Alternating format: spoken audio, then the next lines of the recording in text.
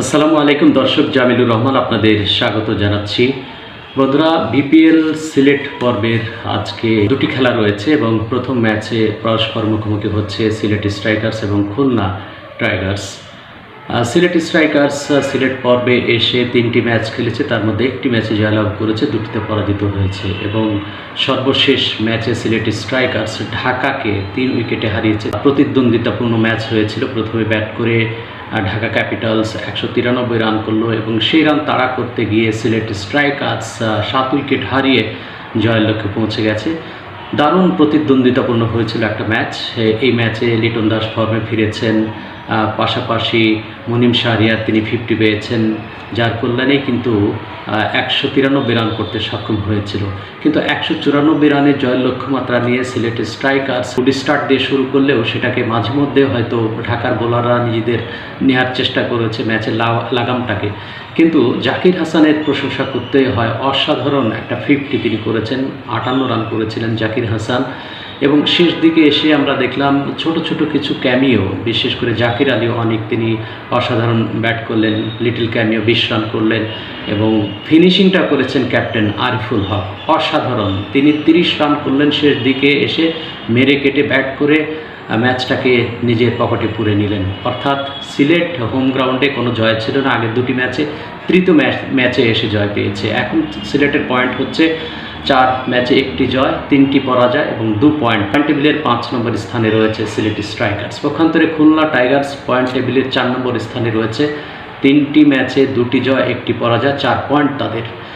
খুলনা টাইগার্সের এক গাদা আমি বলবো যে তারকা খেলোয়াড় রয়েছে, বিশেষ করে মেহেদী হাসান মিরাজ, তিনি ক্যাপ্টেন্সি করছেন, আফিফ হোসেন ধ্রুব, পাশাপাশি হাসান মাহমুদ বাংলাদেশ পেস ইউনিটের অন্যতম সদস্য, নাইম শেখ অনেক মেরে কেটে তিনি খেলতে পারেন এবং নাসুমকে গত ম্যাচে আমরা দেখলাম হ্যান্ডেলে ব্যাট করলেন, বেশ কিছু রানও তিনি করেছিলেন। শেষ পর্যন্ত তীরে এসে তরি ডুবেছিল খুলনা টাইগার্সের, অর্থাৎ সর্বশেষ ম্যাচে খুলনা পরাজিত হয়েছিল।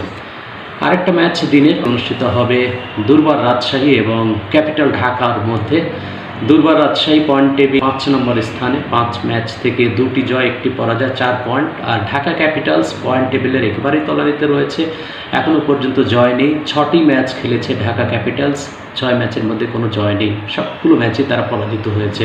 মিরপুর শেরেবাংলা জাতীয় স্টেডিয়ামেও ঢাকা ক্যাপিটালস বেশ কিছু ম্যাচ খেলেছিল, কিন্তু সেই ম্যাচগুলোতেও জয়ের দেখা পায়নি।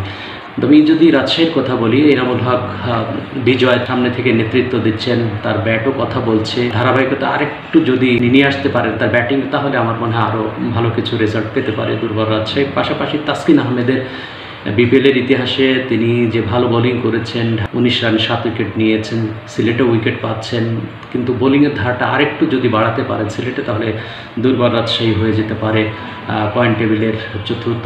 ইয়াসির আলী চৌধুরী রাব্বি, তিনি ঢাকাতে 94 রান করেছিলেন। এছাড়া আকবর আলী, তিনিও অনেক মেরে কেটে খেলতে পারেন, গত ম্যাচে ভালো খেলেছিলেন। রয়্যান বার্ড অলরাউন্ডার, তিনিও বেশ ভালো করছেন বোলিংয়ে ব্যাটিংয়ে। আর ঢাকার বিশেষ করে লিটন দাস ফর্মে ফিরলেও গত ম্যাচে কিন্তু 193 রান করে হেরেছে। থিসারা পেরার ক্যাপ্টেন্সি করছেন শ্রীলঙ্কান এই ব্যাটার, কিন্তু বলে ব্যাটে পারদর্শিতা দেখাতে পাচ্ছেন না অন্তত এই বিপিএলে। সাব্বির রহমান রুম্মনকে আমরা সিলেটে নতুনভাবে খুঁজে পেলাম, 82 রান করলেন, অপরাজিত থাকলেন সাব্বির রহমান রুম্মন, কিন্তু সেই ম্যাচে সিলেটের কাছে পরাজিত হলো তার দল। পরের ম্যাচটিও খেলেছে সাব্বির রুম্মন, সেই ম্যাচও 20 রান করেছিলেন। তামিম রয়েছেন, হামজা রয়েছেন, আলাউদ্দিন বাবু এবং আবু জায়েদ চৌধুরী রাহি রয়েছেন এই ঢাকা ক্যাপিটালসের টিমে। সব মিলে আজকের এই দুটি ম্যাচ ঢাকা জয়ের ধারায় ফিরবে কিনা সেটা একটা বিষয়, আর মোমেন্টাম ক্যারি করতে পারবে কিনা সিলেট স্ট্রাইকার্স হোম গ্রাউন্ডে খুলনা টাইগার্সের সঙ্গে, সেটা কিন্তু একটা দেখার বিষয়। দর্শক, সিলেট এবারে বিপিএলটা বেশ ভালো হচ্ছে, বিশেষ করে বিপিএলের সবগুলো ভেন্যুই কিন্তু প্রচুর রান আসছে, রান উঠছে, সেই দিক থেকে অনেকটা সাকসেস। নতুন বাংলাদেশে নতুনভাবেই যেন বিপিএল পথ চলা শুরু করেছে। বিপিএলের জন্য শুভকামনা এবং বিপিএল হোক আমাদের জাতীয় দলের পাইপলাইন। আপনাদের সবার জন্য শুভকামনা। ভিডিওটি ভালো লাগলে অবশ্যই লাইক, কমেন্ট, শেয়ার করে অন্যজনকে দেখার সুযোগ করে দিবেন। ভালো থাকবেন, আল্লাহ হাফিজ।